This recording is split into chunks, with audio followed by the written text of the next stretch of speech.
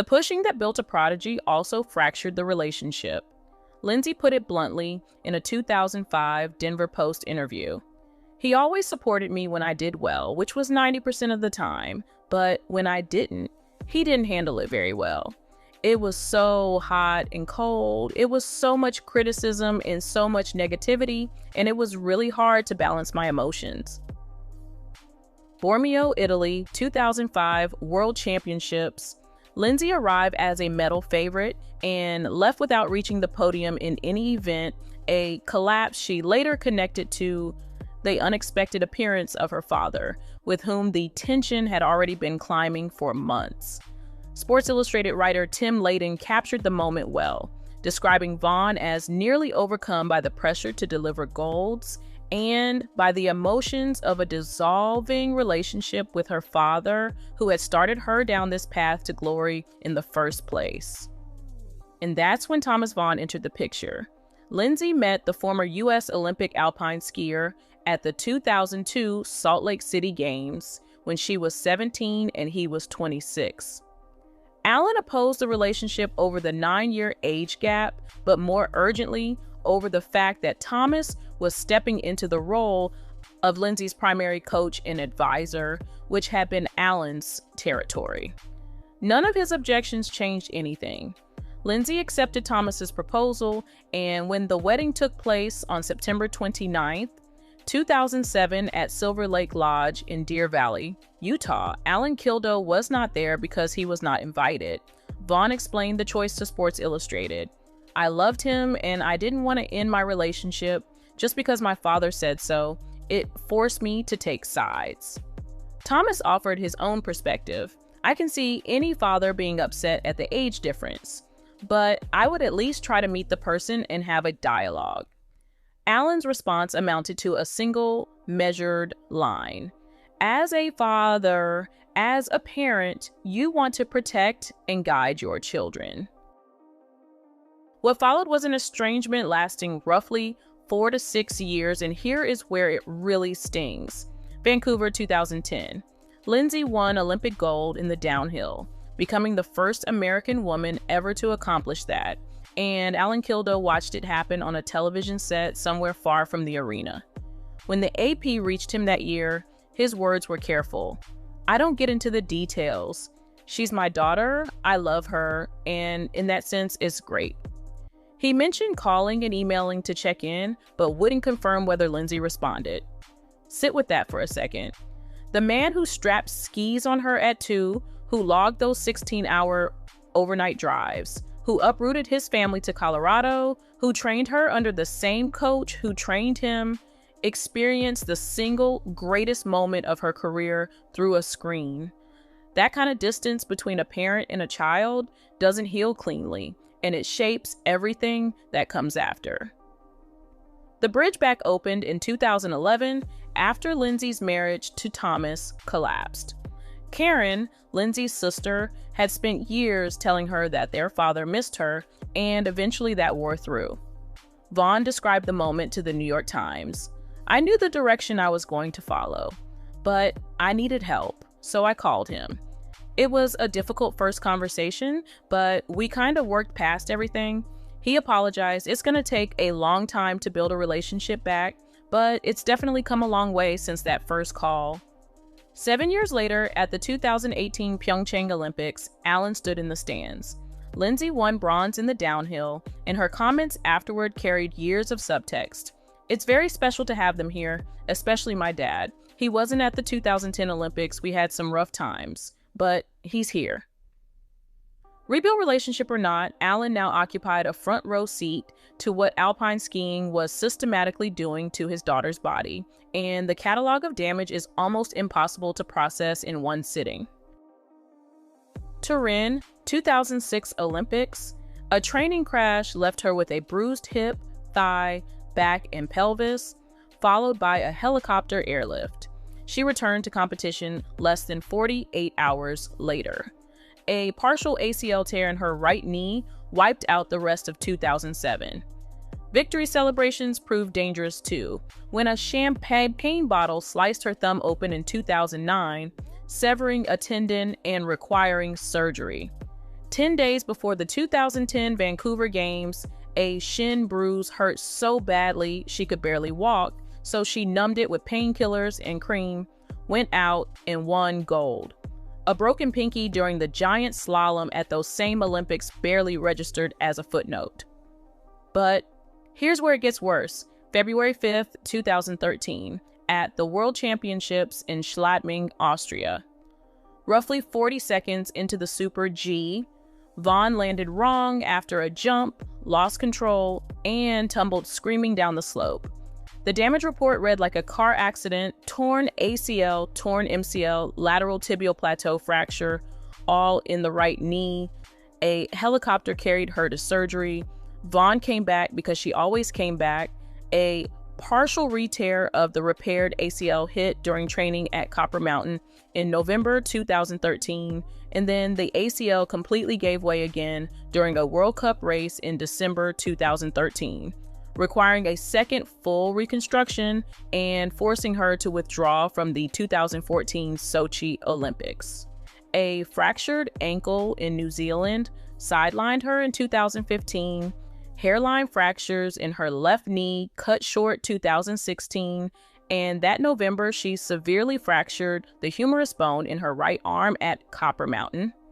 Nerve damage left her fingers useless, and when she returned to racing, a ski pole had to be taped to her glove.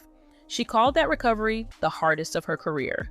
None of that stopped her. A spinal injury followed in 2017.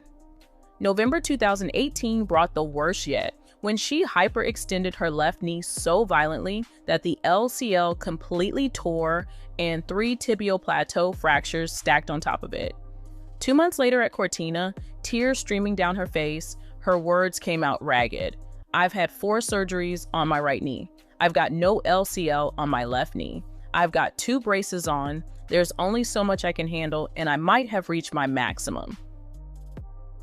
A father watching this unfold carries a specific kind of fear, and a father whose own racing career ended with a knee injury at 18 understands what each crash costs in a way most people in the stands simply cannot. February 1st, 2019 brought the announcement, delivered via Instagram, from a 34-year-old woman who sounded like she was dictating her own medical discharge summary. "My body is broken beyond repair, and it isn't letting me have the final season I dreamed of. My body is screaming at me to stop, and it's time for me to listen." 10 days later, she ran her final race at the World Championships in Åre, Sweden, and collected bronze in the downhill, making her the oldest woman ever to medal at a World Championship. Ingemar Stenmark, whose record of 86 World Cup victories she'd spent years chasing, attended at her request and handed her flowers. 82 victories stood next to Vonn's name, 4 short of the record, and the gap clearly haunted her. "Retiring without reaching my goal is what will stay with me forever." Life off snow between 2019 and 2024 moved fast. Rise, My Story, her memoir, became a New York Times bestseller. NBC hired her as a commentator. Her engagement to NHL defenseman PK Subban dissolved in December 2020. And the cruelest blow landed when her mother, Linda, received an ALS diagnosis in 2021, then died on August 26, 2022. Vonn remembered her mother's response to the terminal news with unmistakable admiration. She cried, and then the next day she said, "Today is another great day." And every day since then, she said, "Today is gonna be a great day." Chronic knee pain followed Vonn into retirement like a shadow. She told Sports Illustrated about hiking with a friend and the friend's 7-year-old, only to discover that Aunt Lindsey needed a break after 10 minutes. Keeping pace with a child had become impossible. April 2024 changed everything. Dr. Martin Roach at the Hospital for Special Surgery in West Palm Beach, Florida, performed a robot-assisted partial knee replacement on Vonn's right knee using the Matco surgical system. A CT scan generated a 3D model of the joint and a titanium alloy and polyethylene implant replaced only the damaged outer compartment while preserving the ACL and inner cartilage, all to the precision of a ½ millimeter. 10 weeks later, Vonn skied without pain for the first time since 2013. Her reaction landed somewhere between disbelief and elation. I can't tell you how big of a difference it makes to be able to ski without pain. It's a completely new world for me. I haven't felt this good in 15 years. November 14th, 2024 marked the official comeback announcement at age 40. December 21st brought her first World Cup race back in St. Moritz. By March 2025, a second-place finish in Super G at the World Cup Finals in Sun Valley gave her a podium for the first time in 2,565 days. What followed during the 2025-26 season defied every reasonable expectation. 12 pounds of added muscle, two-time Olympic champion Axel Lund Svindal hired as an advisor, World Cup victories number 83 and 84 secured, the downhill standings led, and a spot on the 2026 Milan-Cortina Olympic team locked down, her 5th games. At 41, she became the oldest Alpine World Cup winner in history. Not everyone cheered. Austrian legend Franz Klammer offered a 5-word review: "She's gone completely mad." Michaela Dorfmeister, a 2-time Austrian Olympic gold medalist, told Austrian television that Vonn should see a psychologist and asked openly, does she want to kill herself? January 30th, 2026, 9 days before the Olympic downhill, answered none of those concerns. Vonn crashed during a World Cup race at Crans-Montana and ruptured the ACL in her left knee, adding a bone, bruise, and meniscal damage to the wreckage. Every sensible signal pointed toward withdrawal. Her answer pointed the other direction. As long as there's a chance, I will not give up. She intended to race the Olympic downhill on a freshly torn ACL. February 8, 2026, Olympic women's downhill at Cortina di Ampezzo. Alan Kildow stood in the finish area alongside all 4 of Lindsey's siblings. The whole family gathered to watch. 13 seconds is all the run lasted. Vonn's right arm clipped a gate and rotated her body at roughly 60 miles per hour, and she came down with her legs straight. The impact produced a complex multi-fragmentary tibia fracture in her left leg, the same leg carrying the freshly torn ACL from 9 days earlier. Medics treated her on the course for more than 15 minutes as she screamed in pain, and then a helicopter carried her to Ca' Foscolo Hospital in Treviso, where surgeons operated 3 times over the next 4 days. One day after the crash, on February 9th, Alan Kildow called the Associated Press from that hospital room where he'd spent the night on a chair beside his daughter's bed. The man who built a champion out of a 2-year-old on Buck Hill in Minnesota finally delivered the words that decades of watching her suffer had been building toward. She's 41 years old, and this is the end of her career. There will be no more ski races for Lindsey Vonn, as long as I have anything to say about it. When asked about the experience of watching the crash unfold, his description carried the rawness of someone still processing it. First, the shock and the horror of the whole thing. Seeing a crash like that, it can be dramatic and traumatic. You're just horrified at what those kinds of impacts have. You can go into a shock, an emotional, psychological shock. And yet, even while declaring it finished, he defended her decision to start.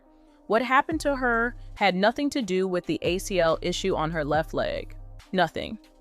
She had demonstrated that she was able to function at a very high level with the 2 downhill training runs. Then came the pride he couldn't keep out of his voice. She won 84 World Cup races, and not many people do that. That's the contradiction running through every part of this story. Alan Kildow instilled the drive, the 1,000 gates a day, the 16-hour car rides, the relentless push toward a level of greatness most people can't even imagine. And now he stood in a hospital room telling the world it had to stop, knowing full well that the reason it couldn't stop was because she learned the lesson he taught her too completely. 8 years earlier at Pyeongchang in 2018, his position looked entirely different.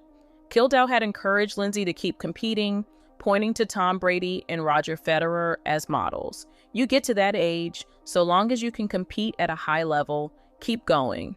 Pick your spots, get yourself in good condition, and ski well. Watching your daughter shatter her leg on live television at 60 miles per hour and then sleeping beside her hospital bed through multiple surgeries rewrites every calculation a parent has ever done. Vonn wrote her own account from that hospital bed, and the tone landed closer to acceptance than grief. Yesterday, my Olympic dream did not finish the way I dreamt it would.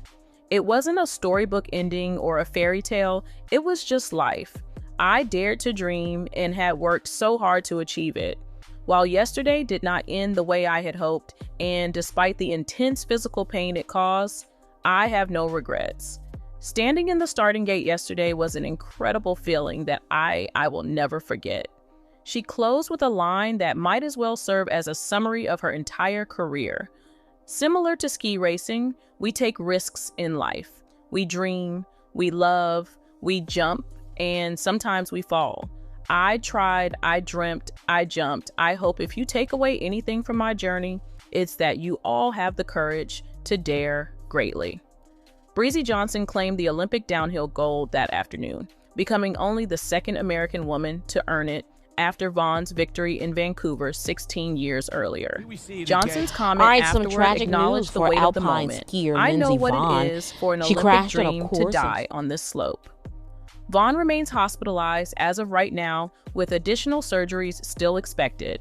No official retirement announcement has come from her, but her father's words to the Associated Press don't leave much room for ambiguity. During her final event before the Olympics, that might be the most human part of this entire story.